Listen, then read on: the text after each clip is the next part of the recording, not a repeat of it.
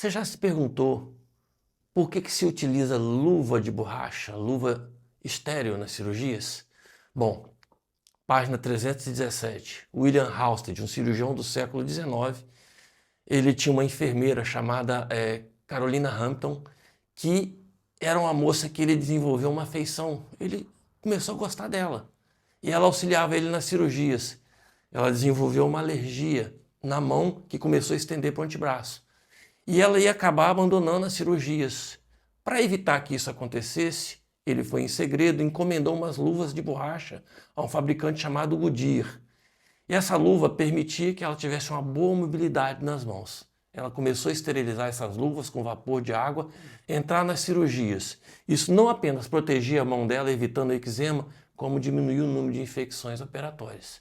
Daí então surgiu o uso das luvas estéreis para procedimentos cirúrgicos.